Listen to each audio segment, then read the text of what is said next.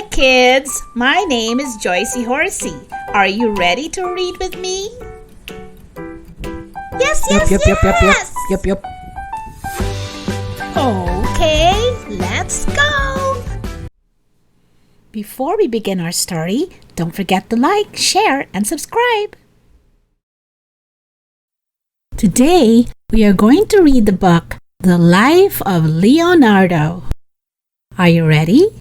Let's begin. Hello. I am going to tell you about a genius who lived over 500 years ago. Me. My name is Leonardo da Vinci. Say Leonardo da Vinci. And I was an artist, a scientist, and an inventor too. I painted some of the world's most famous pictures. I amazed people with the fantastic machines I made. My drawings of people helped doctors understand how the human body works. I drew inventions that were too difficult to make until hundreds of years after my death. Training. I was born near Florence in Italy in 1452. From a very early age, I wanted to be an artist. When I was a teenager, I went to work for a famous artist in Florence. He taught me how to paint and draw, but in return, I had to grind up his paints and carry his equipment. It was hard work, but it made my arms very strong. Hurry up and mix me that color, Leonardo. Paints didn't come ready mixed in those days. The dry colors had to be ground up and mixed by hand. Then, egg yolk or oil was added to make paint. Reddish brown made from clay.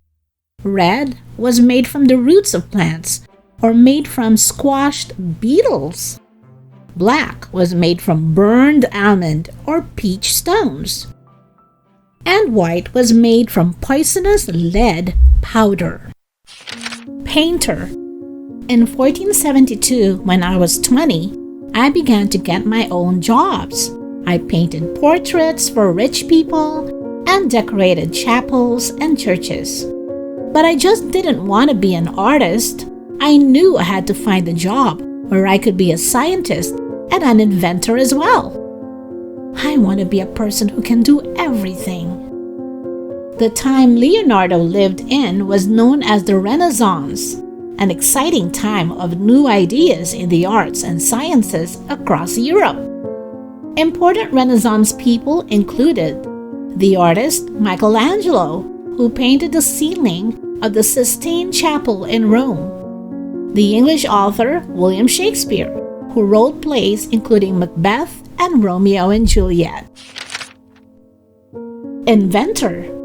In 1482, I wrote a letter to the Duke of Milan asking for a job. I told him I was a master at inventing new sorts of machines to help with fighting battles. I also said that I could paint whatever he needed me to paint and do whatever he needed me to do. I wasn't showing off. It was all true. After all, I was Leonardo da Vinci. The Duke was in charge of the area around Milan in Italy, but he wasn't royal, so he really needed to make himself look more important. Paying a great artist like Leonardo to work for him helped the Duke show off how rich and clever he was. As part of his job for the Duke, Leonardo organized speeches and discussions. He experimented with science and mathematics, and of course, he painted too. Flying machines. By 1485, I was working on a crazy idea. What if I could make humans fly like birds? I made dozens of plans for flying machines based on my studies of birds' wings. I made over 100 drawings of ways people might fly. Once you have tried to fly, you will forever walk around looking up at the sky. There is a story that Leonardo actually built a flying machine and got one of his servants to test it. They say the servant broke his leg when it didn't quite work. Sadly, many of Leonardo's ideas never went further than his notebook, so his inventions never actually flew. But modern helicopters are based on his ideas of what he called the ornithopter. Weird writing. I kept notes on my inventions, but I wrote them all backwards. This meant they could only be read in a mirror. Some people think I did this to keep my notes secret. Other people think it was because I was left-handed and found it much easier to write from right to left with my feather pen, so as not to smudge the runny ink. What do you think? I could write this easily, but it's much easier to read it in a mirror. Leonardo could actually write and draw using both hands. Can you read this without a mirror? Use one if you need to. The human body. In 1487, I began to study the inside of the human body. The Duke allowed me to cut up dead bodies and draw the insides. It might sound horrible, but my drawings helped people by teaching doctors how the human body works. I used to sing while I worked. Some people say I am a bit of a show-off. Well, perhaps I am. Besides, look at my amazing drawings.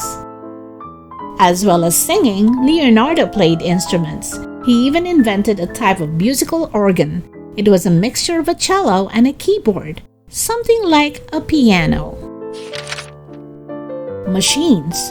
Around 1495, I invented a robot, a mechanical knight for the Milan Carnival Parade. It was made of a suit of armor with ropes, pulleys, and wheels inside it to make it move.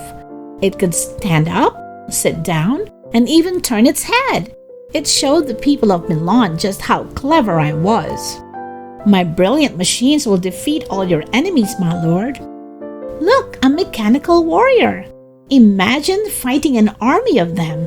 I can't believe my eyes.